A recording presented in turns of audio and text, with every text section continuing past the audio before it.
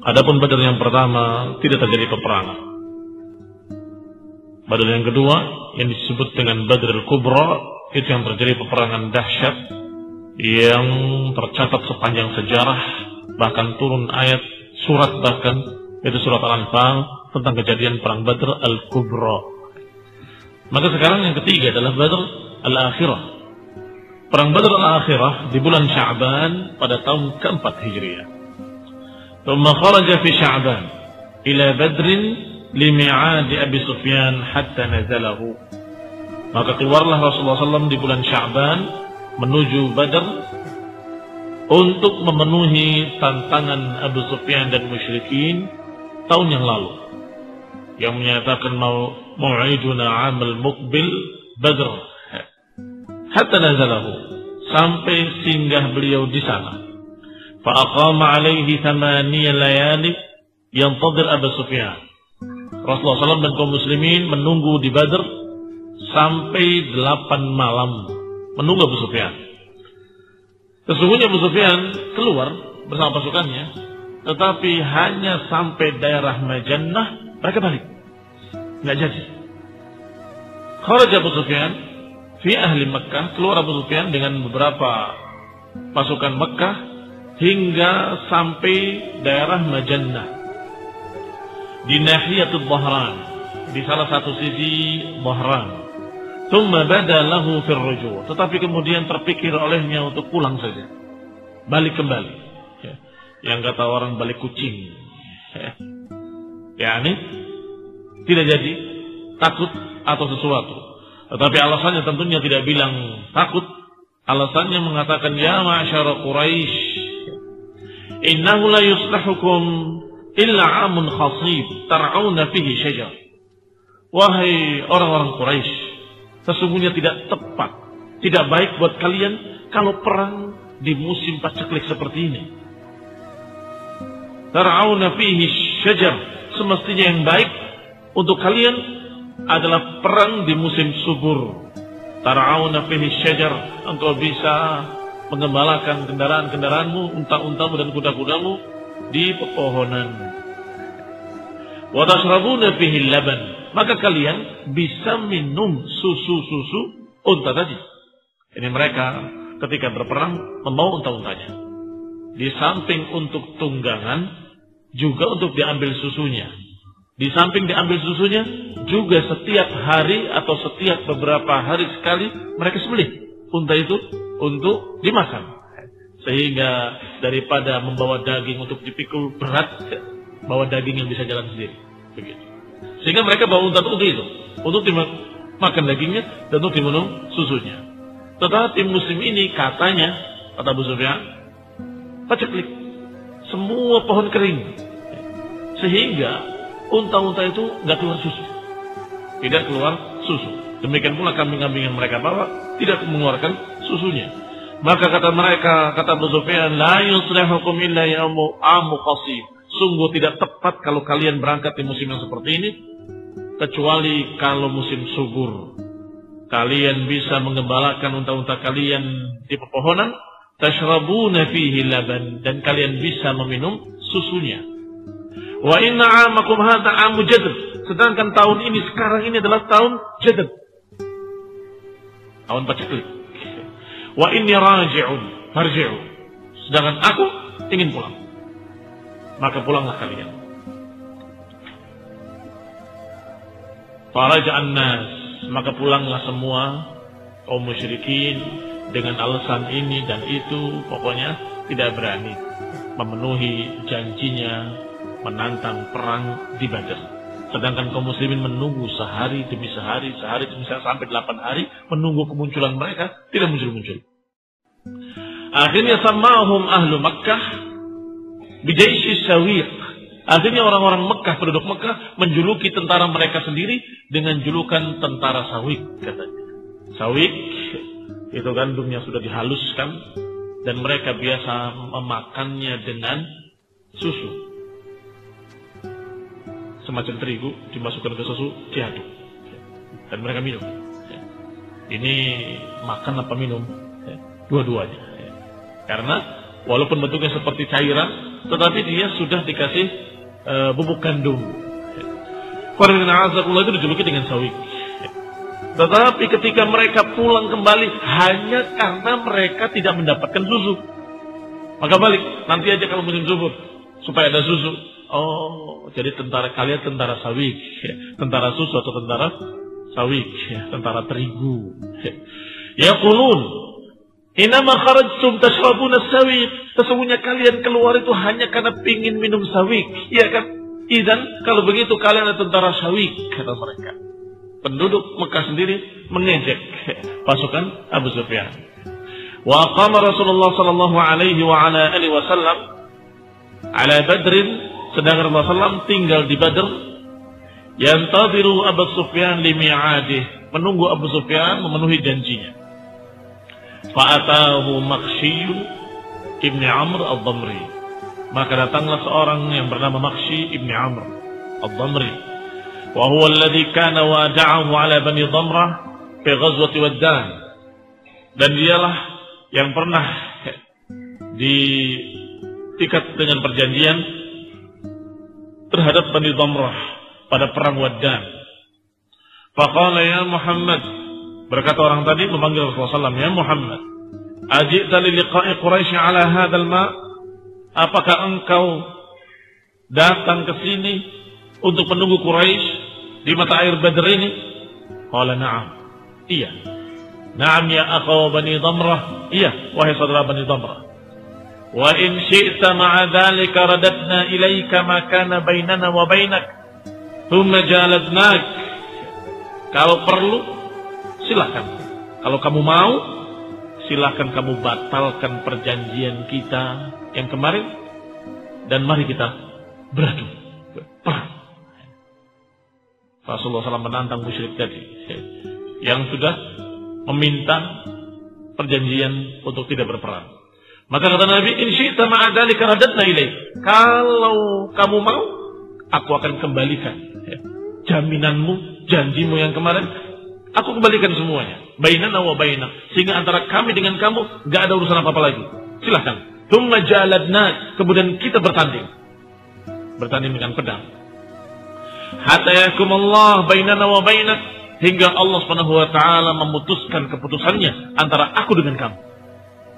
Qala la wallahi ya Muhammad, ma lana bidzalika minka min hajah. Tidak wahai Muhammad, sungguh tidak ada bagiku keperluan untuk melawan kamu. Ini dia tetap tidak mau, tidak berani untuk melawan Rasulullah sallallahu alaihi wa ala alihi wasallam. Wa aqama Rasulullah sallallahu alaihi wasallam yantadiru Abu Sufyan. Maka Rasulullah SAW bermukim di sana terus menunggu Abu Sufyan. Famarra bihi Ma'bad ibn Abi Ma'bad al-Khuzai. Kemudian datanglah Ma'bad ibn Abi Ma'bad dari suku Khuza'ah. Faqala wa qad ra'a makana Rasulullah SAW.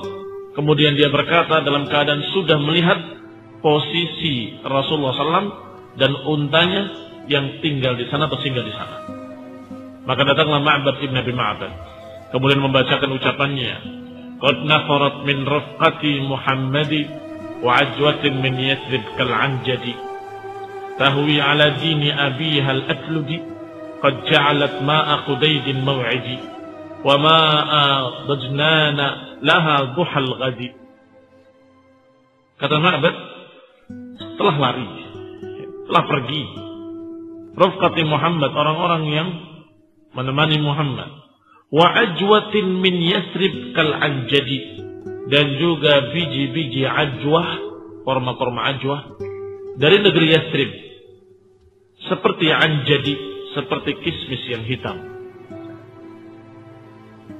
Korma ajwah itu kecil-kecil, yang kemudian sekarang harganya mahal, dikatakan sebagai korma Nabi, karena siapa yang memakan 7 butir korma ajwah maka akan dilindungi dari syaitan sehari itu.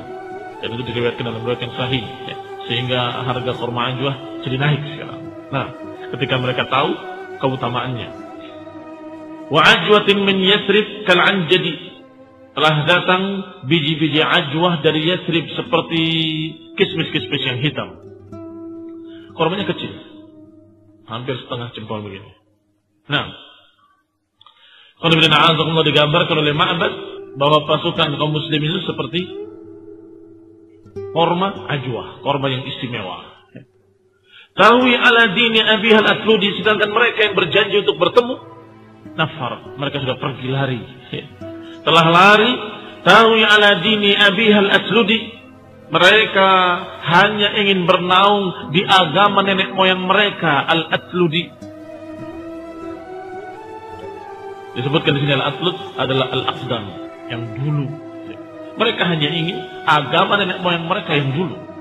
Qad ja'alat ma'a Qudaydin maw'idi, maka sungguh telah dijadikan mata air Qudayd, ini nama lain dari mata air Badr, sebagai maw'idi, sebagai perjanjian. Ini tempat perjanjiannya. Wa ma dajnana laha duhal ghadi, dan mata air Jadnan laha duhan, pada waktu duha nanti keesokan harinya. Gambaran Ma'bad Ibn Abi Ma'bad al-Khuzai bahwa kalian adalah orang-orang yang berani, sedangkan mereka tidak akan datang kepadamu. Itu maknanya. Wa'adna, katakan oleh Abdullah bin Rawaha. Abdullah bin Rawaha juga seorang penyair Islam, penyair Muslim radhiyallahu ta'ala anhu, yang Rasulullah SAW juga kadang-kadang memuji ucapan-ucapannya, syair-syairnya.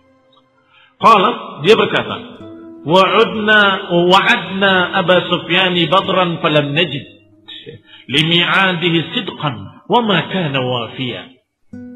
Kami sudah berjanji dengan Abu Sufyan di Badr, falam najid limi'adihi sidqan, kami tidak mendapati perjanjiannya benar. Ini tidak benar perjanjiannya. Wa ma kana wafiyan, dan dia tidak menepati janjinya.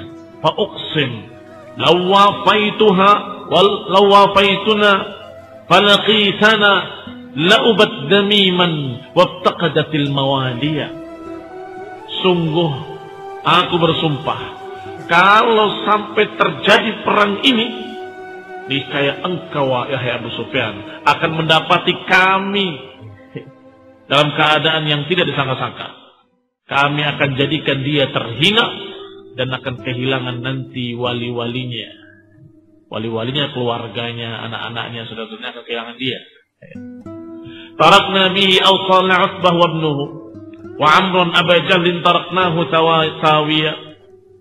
Kami tinggalkan golongan orang-orang pengikut Utbah, rombongannya Utbah dan juga anaknya, dan juga Amr dan juga Abu Jahal. Kami tinggalkan semuanya dalam keadaan sawiyah, ya, tinggal di negerinya. Kami tinggalkan mereka di negerinya. Kami bikin mereka tidak berani keluar. Asaitum Rasulullah, kalian telah bermaksiat, menentang Rasulullah. Uffin lidinikum, sungguh celaka agama kalian. Wa amrikumus sayyi alladzi kana ghawiyah, dan juga celaka urusan-urusan kalian yang jelek, rencana-rencana kalian yang jelek, yang merupakan rencana yang ghawiyah. Ghawiyah, menyimpang, sesat. Ghawa.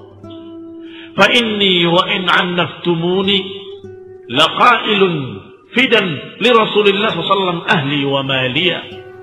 Dan aku mengucapkan, wa in anaftumuni, walaupun kalian mencerca aku, mengejek aku tetap qailun, aku tetap berkata bahwa sebagai jaminan untuk Rasulullah SAW, keluargaku dan harta. Ini menunjukkan kepada musyrikin Quraisy bahwa dirinya walaupun dicerca, walaupun begini, walaupun dicemooh oleh mereka, tetap mengatakan dengan tegas bahwa aku mencintai Rasulullah SAW dan aku korbankan semuanya untuk Rasulullah SAW, keluargaku dan juga hartaku. Ata'na lam na'diluhu fina bighairihi, kami mentaati beliau, ini Rasulullah SAW. Lam na'diluhu fina bighairihi, dan kami tidak mengimbangi dia dengan siapapun. Shihaban lana fi dhulmatil laili hadiyah, sungguh pelita yang menerangi di malam yang gelap sebagai bimbingan. Ya, ini pelita yang menerangi adalah Rasulullah SAW, yang membimbingku di masa gelap, kegelapan malam, yang membimbing, memberikan hidayah. Ini kejadian perang Badar al-akhirah, berarti perang Badr al-ula dan al-akhirah, keduanya tidak terjadi peperangan. Tetapi sungguh tercatat dalam sejarah bahwa itu adalah peperangan. Perang urat syaraf, dan mereka termasuk yang kalah. Dan musyrikin termasuk yang kalah. Tidak berani untuk menemuinya. Alasan ini, alasan panas, alasan paceklik, alasan gak ada susu. Alasan yang memalukan. Ghazwat Daumatul Jandal. Yang berikutnya adalah perang Daumatul Jandal. Di bulan Rabi'ul Awal sanata khamsin, pada tahun ke-5. Thumma sarafa Rasulullah sallallahu alaihi wa ala alihi wasallam ila al-Madinah fa aqama biha syahran. Maka berpalinglah Rasulullah SAW pulang ke Madinah dan tinggal di Madinah sebulan. Hingga madha Dzulhijjah, sehingga lewat bulan Dzulhijjah. Wa walla tilkal hajjah al-musyrikun. Maka haji saat itu dikuasai semuanya oleh musyrikin. Kaum muslimin belum bisa menginjak Mekah. Wa hiya sanata arba'in min maqdami Rasulullah sallallahu alaihi wasallam al-Madinah, yaitu pada tahun keempat sejak kedatangan Rasulullah SAW ke Madinah. Ini 4 Hijriah. Thumma ghaza Rasulullah SAW Daumatul Jandal. Kemudian ghaza Rasulullah SAW Daumatul Jandal, memerangi suku di Daumatul Jandal. Thumma raja'a qabla an yasil ilaiha, tapi kemudian kembali sebelum mencapai Daumatul Jandal. Walam yalqa qaidan, tidak menemui tipu daya apapun. Fa aqama bil Madinah baqiyata sanatihi, maka kemudian Rasulullah tinggal di Madinah sisa tahun itu semuanya. Kalau dikatakan ghaza, Rasulullah SAW ghaza, berarti Rasulullah SAW ikut berperang. Itu perbedaan dengan syariah. Ketika syariah, Rasulullah SAW mengutus pasukan. Tetapi kalau ghaza, maka dikatakan kharaja Rasulullah. Kalau kharaja Rasulullah SAW, selalu ada di sana sahabat yang menggantikan atau sahabat yang ditugaskan untuk memimpin Madinah. Seperti pada perang Ghazwah yang akhir tadi disebutkan istakmala 'alal Madinah Abdullah ibn Ubay bin Salul, yang memimpin Madinah ketika Rasulullah SAW keluar dengan pasukannya ke Badr adalah anaknya sang munafik Abdullah bin Ubay bin Salul. Abdullah ibn Ubay bin Salul diperintahkan oleh Nabi untuk memimpin Madinah. Bapaknya munafik, anaknya sahabat yang mulia yang diberi oleh Rasulullah SAW yakni kepercayaan untuk memimpin Madinah. Sedangkan Ghazwah Daumatul Jandal, Rasulullah SAW memerintahkan seorang sahabat untuk memimpin Madinah, yaitu Siba' ibn Urqutah. Istamala Rasulullah SAW alal Madinah, Rasulullah SAW meletakkan orang untuk memimpin di Madinah. Dalam perang ini Siba' ibn Urqutah. Yang berikutnya adalah Ghazwatul Khandaq, perang Khandaq. Inilah perang yang besar juga, di samping perang Uhud dan perang Badr. Sehingga perang-perang yang dahsyat, yang besar adalah perang Badr, kemudian perang Uhud, dan kemudian perang Khandaq. Thumma kanat Ghazwatul Khandaq fi Syawal sanata khamsin. Kemudian terjadilah perang Khandaq di bulan Syawal pada tahun ke-5. Innahu kana min hadithil Khandaq anna nafaran min al-Yahud. Pada perang Khandaq ini sesungguhnya awal mulanya adalah munculnya orang-orang Yahudi. Masih ingat pengusiran Bani Nadir? Lari kemana mereka ketika diusir dari Madinah? Sebagian ke Syam, sebagian ke Khaybar. Siapa yang lari ke Khaybar? Yang lari ke Khaybar tokoh-tokoh Yahudi. Ketika datang ke Khaybar dimuliakan dan dijadikan sebagai pemimpin, yaitu Huyai ibn Akhtab, dan juga Salam ibn Abil Fuqaiq, Kinanah ibn Abil Fuqaiq An-Nadri, dan juga Hawdah ibn Qais Al-Wa'ili, dan juga Abu Ammar Al-Wa'ili. Mereka berangkat fi nafarin min Bani Nadir, dengan beberapa golongan dari suku Bani Nadir, suku Yahudi, wa nafarin min Bani Wa'il, dan juga dari beberapa orang dari kalangan Wa'il, suku Wa'il, Wahumul ladina hazzabul ahzab ala Rasulullah SAW. Sesungguhnya merekalah yang membentuk pasukan sekutu, pasukan ahzab untuk melawan Rasulullah SAW. Ini Yahud. Sudah dikatakan kemarin bahwa Yahud la yuqatilunakum illa fi quran muhassanatin aw min wara'i judur. Ba'suhum bainahum syadid. Yahudi enggak akan berani melawan kalian kecuali dari balik-balik tembok atau di benteng-benteng mereka. Dengan kata lain, mereka penakut. Sehingga mereka tidak berani melawan langsung. Diawali ketika Rasulullah SAW akan memerangi mereka, mereka minta lari saja. Biarkan kami pergi. Kami nggak akan melawan, kami akan pergi saja. Ambil semua sisa hartanya, kami akan membawa secukup unta-unta kami. Apa itu? Pengecut, penakut. Sehingga ketika sampai di Khaybar, maka mereka tidak berpikir untuk melawan perang, tidak. Tapi berpikir bagaimana mengumpulkan orang-orang untuk berperang melawan Muhammad SAW. Bagaimana mengajak semua pihak. Orang-orang musyrikin Quraisy diajak. Orang-orang Khaybar tentu saja. Kemudian Arab-Arab di sekitar Mekah diajak oleh mereka. Dan semua suku-suku yang ada di sekitarnya diajak untuk berperang. Sehingga terbentuklah pasukan besar, pasukan Ahzab. Dari mana otaknya?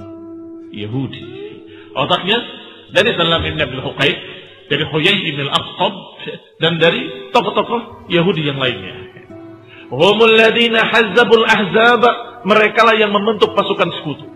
Kharaju hatta qadimu ala Quraisy di Makkah. Mereka keluar sampai mereka mendatangi orang-orang Quraisy di Makkah. Fada'uhum ila hadir Rasulullah SAW. Mengajak mereka untuk memerangi Rasulullah sallallahu alaihi wasallam. Wa qalu, mereka berkata, "Inna sanakunu ma'akum alaihi hatta nasta'silahu." Kami akan bersama kalian untuk memerangi mereka hatta nasta'silahu, sampai kita habiskan seakar-akarnya. Nah, tasl maknanya menumpaskan sampai asluhu, sampai akarnya. Faqalat lahum Quraisy, maka Quraisy berkata pada mereka, "Ya ma'syar Yahud, innakum ahlal kitabil awal wal ilm bima asbahna nakhtalif fihi nahnu wa Muhammad. Apa dinuna khairun am dinuh?" Lihat Quraisy, ketika Yahudi mengajak untuk melawan Nabi Muhammad SAW, terheran-heran dan bertanya dengan pertanyaan yang menyelidik. Bukankah kalian, wahai Yahudi, adalah ahlul kitab, memiliki ilmu dari langit dan mendapatkan kitab dari nabi-nabi kalian? Baik, sekarang apa yang diperselisihkan antara kami dengan Muhammad adalah masalah agama.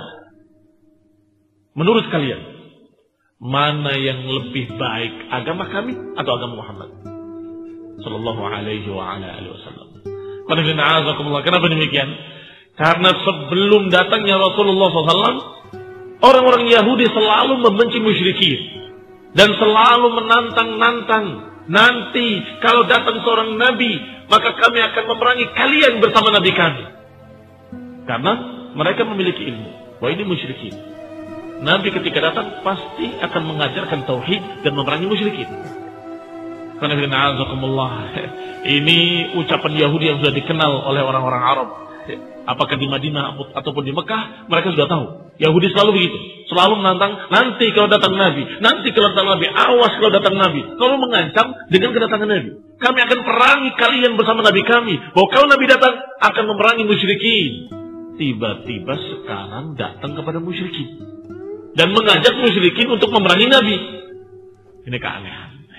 Maka orang-orang Arab tidak bodoh, bertanya kepadanya, "Baik, saya mau tanya dulu. Menurut kalian, wahai Yahud, ahlul kitab, memiliki kitab, memiliki ilmu, agama kami dengan agamanya Muhammad bagus mana menurut kalian?" Subhanallah. Apa yang diucapkan oleh Yahud? Qalu, mereka menjawab, "Bal dinukum khairun min dinihi wa atamma awla bil haqqi minhu wa antum awla bil haqqi minhu." Astagfirullah. Kata Yahud, bahkan agama kalian lebih baik dari agama dia. Bahkan kalian aula bil haqqi, kalian lebih utama dengan kebenaran daripada dia. Ajib. Wallahi, ini sungguh mereka bukan tidak tahu, tetapi pura-pura tidak tahu. Bukan tidak pernah dengar, tetapi mereka lemparkan kitabnya wara'a zuhurihim ka'annahum la ya'lamun. Mereka lemparkan kitab mereka di belakang punggung-punggung mereka, seakan-akan mereka tidak tahu. Padahal mereka tahu janji Allah akan datang Nabi. Mereka tahu namanya Ahmad Muhammad. Mereka tahu bahwasanya nanti akan begini, akan semua. Detail mereka tahu. Tetapi ketika ditanya oleh musyrikin, siapa yang lebih baik agamanya? Agama kalian atau agama dia? Agama syirik. Yang kemarin-kemarin dia mengancam akan memerangi sebelum datangnya Nabi. Sekarang justru menyatakan agama kalian lebih baik dari agama dia. Na'udzubillah, maka Allah Subhanahu wa taala menurunkan ayat-ayatnya kepada Rasulullah SAW memberitakan ucapan-ucapan Yahudi. Ucapan orang-orang kafir. Alam tara ila alladhina utu nasiban minal kitabi yu'minuna bil jibti wat taghut. Kata Allah, alam tara, tidakkah kau lihat orang-orang yang mendapatkan bagian dari kitab ternyata yu'minuna bil jibti wat taghut, ternyata mereka lebih percaya kepada jibt dan taghut, syaitan. Yaquluna lil ladzina kafaru, mereka berkata kepada orang-orang kafir, haula'i ahda minal ladzina amanu sabila. Mengatakan pada orang kafir bahwa kalian lebih mendapatkan bimbingan, lebih mendapatkan petunjuk daripada orang-orang yang beriman. Ulaikal ladzina la'anahumullah. Mereka lah orang-orang yang Allah laknat mereka. Wa man yal'anillah falan tajid lahu nasira. Orang-orang yang dilaknat oleh Allah maka tidak akan mendapatkan pembela, enggak akan mendapatkan penolong. Lihat ucapan Allah SWT memberitakan pada Rasulullah SAW bahwa Yahudi mendatangi tokoh-tokoh musyrikin jahiliyah dan lebih percaya kepada jibti wa taghut, dan menyatakan musyrikin lebih mendapatkan bimbingan daripada orang beriman. Wallah, demi Allah, mereka bukan tidak tahu. Demi Allah, Yahudi bukan tidak tahu tentang musyrikin itu kafir. Bukan tidak tahu, tahu. Tetapi hawa nafsu menguasai mereka. Mereka berpikir kalau melawan nggak berani, takut. Akhirnya mengajak musyrikin untuk memerangi Rasulullah Sallallahu Alaihi Wasallam. Sampai pada ayat Allah Subhanahu Wa Taala, am yahsuduna an-nasa ala ma atahumullahu min fadlih. Apakah mereka itu dengki, hasad kepada manusia ketika mereka diberi oleh Allah Subhanahu wa taala fadilah-fadilahnya. Ketika Allah berikan kepada mereka fadilah-fadilah. Yani apakah Yahudi tadi dengki, hasad karena Allah berikan kenabian kepada Nabi Muhammad SAW? Sungguh benar apa kata Allah Subhanahu wa taala. Memang Yahud hasad, dengki. Mereka mengancam-ngancam musyrikin. Nanti kalau datang Nabi, kami akan perangi kalian bersama Nabi kami. Ternyata Nabinya diutus dari kalangan Arab, justru dari tengah-tengah musyrikin. Justru dari orang-orang Quraisy Nabinya. Maka mereka dengki. Tetapi berubah, di akhirnya meminta bantuan musyrikin Quraisy untuk memerangi Nabi. Padahal awalnya menentang Nabi karena Nabinya dari Quraisy. Inna lillahi wa inna ilaihi raji'un. Agama yang bolak-balik, agama yang na'udzubillah, agamanya mereka-mereka yang tidak memiliki pendirian. Maka kata Allah, am yasuduna an-nasa ala ma atahumullahu min fadlih. Apakah mereka dengki dengan manusia karena manusia itu diberikan oleh Allah fadilah kepadanya? Faqad ataina ala Ibrahim al-kitaba wal hikmah wa atainahum mulkan 'azima. Padahal kami telah berikan kepada keluarga Ibrahim Alkitab wal hikmah, dan kami berikan kepada mereka kerajaan, kepemimpinan yang besar. Faminhum man amana bihi wa minhum man sadda'an. Maka di antara mereka ada yang beriman dan di antara mereka ada yang menentang. Wa kafa bi jahannam sa'ira, dan cukup jahannam sebagai azab buat mereka yang membakar. Ibrahim alaihissalam disebut oleh Allah karena diakui oleh mereka. Padahal Ibrahim itu juga alaihi salam yang merupakan nenek moyangnya orang-orang Quraisy. Kenapa kalian hasad ketika yang jadi nabi adalah orang-orang Quraisy, yaitu Nabi Muhammad SAW? Kenapa kalian dengki? Padahal kata Allah, kami telah berikan kebaikan, keutamaan, kenabian kepada Ibrahim dan keluarganya. Kenapa dikatakan dan keluarganya? Ibrahim dan anaknya Ishak dan anaknya Yakub, Ismail dan anaknya Ishak, Yakub dan anaknya sampai kepada Yahudi. Sedangkan Ismail juga dari Ibrahim dan anaknya turunannya adalah Quraisy. Berarti sesungguhnya apa yang Allah berikan tetap kepada keluarga Ibrahim, tidak berubah. Mereka iri dengki hanya karena kesukuan. Kalau melihat sedikit sejarah, bahwasanya Rasulullah SAW juga dari turunan Ibrahim. Sebagaimana nabi-nabi kalian wahai Yahudi juga dari turunan Ibrahim alaihissalam.